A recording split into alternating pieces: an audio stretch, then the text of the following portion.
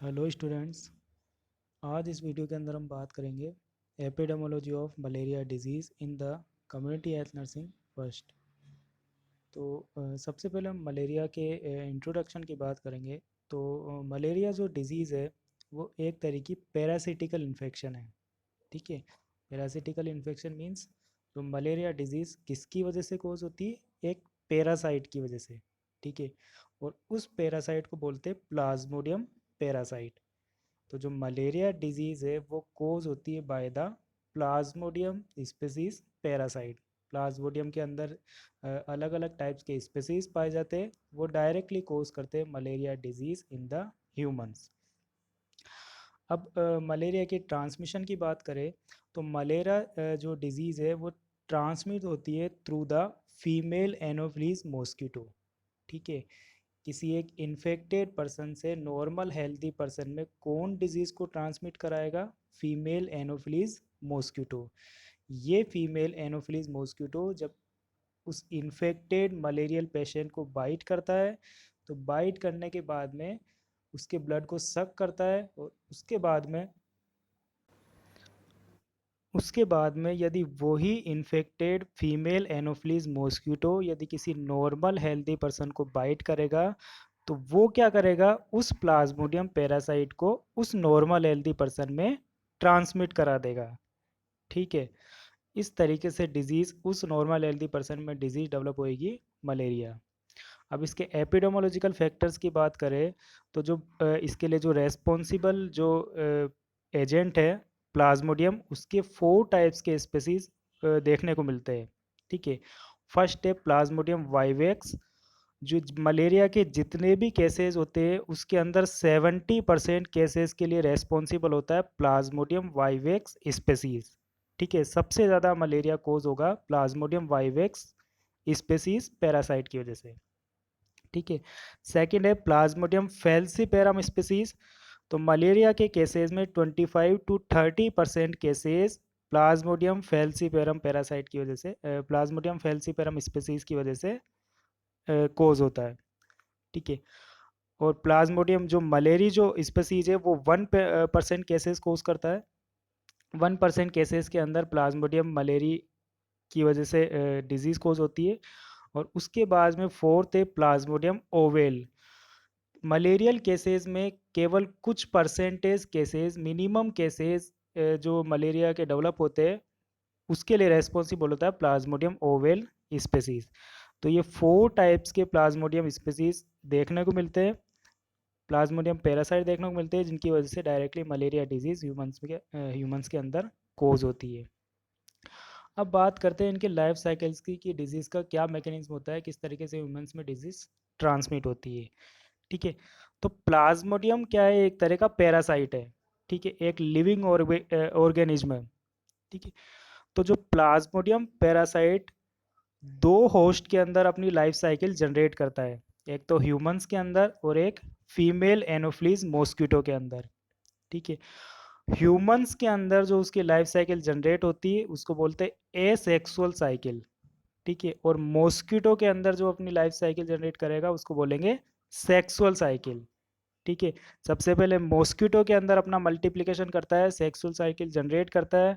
उसके बाद में जो प्लाज्मोडियम पैरासाइट है वो ह्यूमंस के अंदर ट्रांसमिट हो गया, ह्यूमंस में भी अपनी लाइफ साइकिल रिप्रोडक्शन करेगा, वहाँ पर एसेक्सुअल साइकिल जनरेट करेगा। इस तरीके से मलेरिया डिजीज मॉस्किटो इन्फेक्ट होगा सबसे पहले, उसके बाद ह्यूमंस इन्फेक्ट होगा।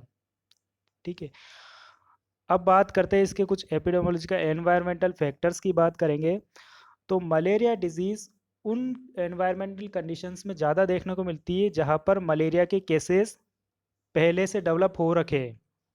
ठीक है। जहाँ पर मलेरिया जैसे कंट्रीज़ की हम बात करें, जो अफ्रीकन कंट्रीज़ है, ठीक है, वहाँ उन अफ्रीकन कंट्रीज़ के अंदर मलेरिया जो डिजीज़ ज़्यादा देखने को मिलती है, इसलिए रेगुलरली ईयर बाय ईयर वहीं पर ज़्यादा केसेस मलेरिया के देखने को मिलते हैं।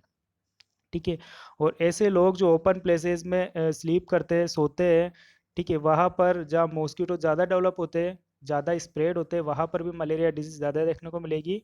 ठीक है। रूरल टाइप्स के जो एरियाज़ है और वहाँ पर डिजीज़ ज़्यादा देखने को मिल सकती है रेनी सीजन्स के अंदर, क्योंकि रेनी सीजन्स में मॉस्किटो का ग्रोथ होती है, ज़्यादा डेवलपमेंट होता है उनका, इसलिए रेनी सीजन्स के अंदर मलेरिया डिजीज़ के केसेस ज़्यादा देखने को मिलते हैं। इंक्यूबेशन पीरियड की अगर हम बात करते हैं तो इसका इंक्यूबेशन सिंपली होता है 10 to 12 डेज। जब भी मलेरियल पैरासाइट अपनी बॉडी में अपनी रिप्रोडक्शन स्टार्ट करेगा, एंट्री करेगा, उसके बाद में 10 to 12 डेज के बाद में इसका फर्स्ट सिम्टम दिखाई देने लगा, फीवर की कंडीशन। अब हम यहाँ पर इसकी क्लिनिकल मैनिफेस्टेशंस की बात करेंगे कि क्या मलेरिया के सिम्टम्स होते हैं। ठीक है, तो इसकी अलग अलग स्टेजेस के अकॉर्डिंग हम इसके सिम्टम्स को डिफाइन कर सकते हैं। सबसे फर्स्ट आती है कोल्ड स्टेज। ठीक है, इस स्टेज के अंदर क्या होता है, पेशेंट को हेडेक फील होता है, शीवरिंग होती, शीवरिंग मीन्स पेशेंट को कोल्ड की वजह से कपकपी होने लग जाती है, सीवियर कोल्ड की कंडीशन डेवलप हो जाती है।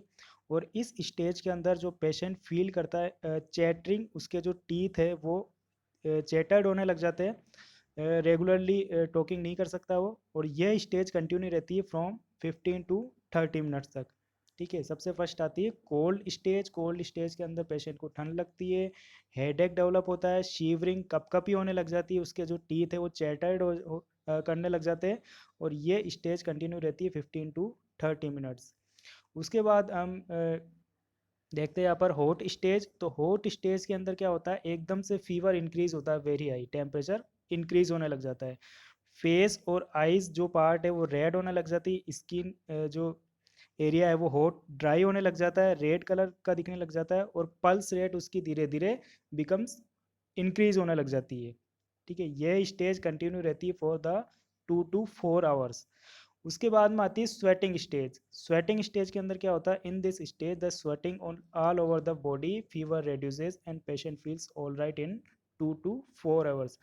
और स्वेटिंग स्टेज के अंदर क्या होता है, जो फीवर इंक्रीज हुआ था हॉट स्टेज के अंदर, एकदम से फीवर बढ़ा था, तो यहाँ पर धीरे धीरे फीवर की कंडीशन रेड्यूस होने लग जाती है, और पूरी बॉडी के अंदर स्वेटिंग होने लग जाती है। ठीक है, और उसके कुछ समय के बाद 2 to 4 आवर्स में पेशेंट जो फील्स करता है, नॉर्मली फील करने लग जाता है। अब हम यहाँ पर डायग्नोस्टिक टेस्ट की बात करें, तो मलेरिया डिजीज़ को हम किस तरीके से कंफर्म कर सकते हैं, प्रॉपरली उसका डायग्नोसिस बना सकते हैं। तो by the sign and symptoms. ठीक है, according to sign and symptoms के अकॉर्डिंग हम डिजीज़ को कंफर्म नहीं कर सकते। जो फीवर दिखाई दे रहा है, ठीक है, इस तरीके ठंड लग रही है, कोल्ड की कंडीशन, शिवरिंग आ रही है, तो इसके अकॉर्डिंग हम साइन एंड सिम्टम्स देख के वहाँ पर डायग्नोसिस बनाया जा सकता है मलेरिया का। ठीक है, कन्फर्मली डायग्नोसिस की बात करें तो उसका ब्लड सैंपल लेके ब्लड को एग्जामिन किया जाता है, और वहाँ पर जो मलेरियल जो पैरासाइट है, प्लाज्मोडियम पैरासाइट, उसको लेबोरेटरी के अंदर डेमोस्ट्रेट किया जाता है। इसके थ्रू हम इसका मलेरिया का कन्फर्मली डायग्नोसिस बना सकते हैं। ठीक है, मैनेजमेंट की बात करें तो मलेरियल मैनेजमेंट की हम बात करें तो इसके लिए अर्ली केस डिटेक्शन होना चाहिए, जितना जल्दी हो सके डिजीज़ को डिटेक्ट करना चाहिए, और प्रॉपर ट्रीटमेंट जल्दी से जल्दी मलेरिया के रिगार्डिंग प्रोवाइड कराना चाहिए। इसके लिए कुछ स्पेसिफिक ड्रग्स दी गई है, जैसे क्विनिन सल्फेट है, क्लोरोक्विन सल्फेट है, प्रीमाक्विन है, और आर्टिसनेट। ठीक है, इस तरीके जो स्पेसिफिक ड्रग्स है वो मलेरियल पेशेंट को दी जानी चाहिए, जिससे कि मलेरिया को हम पूरे तरीके से ट्रीट कर सके। ठीक है, प्रिवेंशन की हम अगर यहाँ पर बात करें कि मलेरिया डिजीज़ को डेवलप होने से पहले कम्प्लीटली अगर प्रिवेंट करना है तो कुछ प्रिवेंटिव मेजर्स है, उनका ध्यान रखा जाना चाहिए। जैसे जो वेक्टर है, वेक्टर मीन्स जो फीमेल एनोफिलीज मॉस्किटो है जो डिजीज़ को ट्रांसमिट कर रहा है, वो कहलाएगा वेक्टर। तो उसको कंट्रोल करने के लिए जो इंसेक्टिसाइड्स होते हैं, ठीक है, मॉस्किटो को डिस्ट्रॉय करने के लिए उसका स्प्रे करना चाहिए। और पर्सनल प्रोफाइलेक्टिंग मेजर्स की हम बात करें तो जो मॉस्किटो के अगेंस्ट जो क्रीम्स और जो लोशंस होते हैं जिसकी वजह से वो बाइट नहीं करते, उनका यूज़ करना चाहिए, जो प्रोटेक्टिव क्रीम्स बोलते हैं उनको। और जैसे कुछ ऐसे एरियाज़ होते हैं जहाँ पर मॉस्किटो ज़्यादा स्प्रेड होते हैं, मतलब कि डिजीज़ की, जैसे अफ्रीकन जो कंट्रीज़ होते हैं, टूरिस्ट लोग जाते हैं वहाँ पर, तो वहाँ पर उनको जो पूरे तरीके से पूरे कपड़े पहनने चाहिए, wearing clothes and cover the maximum surface of the body. पूरी बॉडी को जितना ज़्यादा हो सके उतना कवर करना चाहिए, और रात में सोते समय हमेशा उन्हें मॉस्किटो नेट्स का यूज़ करना चाहिए। अब यहाँ पर बात करेंगे एक सोर्स रिडक्शन मेथड्स। जो ऐसे एरियाज़ है, जो ऐसी जगह है वह जहाँ पर मॉस्किटो ज़्यादा स्प्रेड होते हैं, ज़्यादा डेवलप होते हैं, तो ऐसी जगहों को पूरे तरीके से कवर करके रखना चाहिए। किसी भी जो वाटर टैंक्स है, जो ऐसी कुछ जगह वहाँ पर पानी जमा नहीं होने देना चाहिए। इस तरीके से हम मॉस्किटो को वहाँ पर स्प्रेड होने से, डेवलप होने से रोक सकते हैं और मलेरिया डिजीज़ को जहाँ तक हो सके कंट्रोल किया जा सकता है। तो ये स्टूडेंट्स थी epidemiology of the malaria disease. अगर आपको इस वीडियो के अंदर समझ में आया हो तो मुझे लाइक करके और कमेंट करके बताना। Thank you.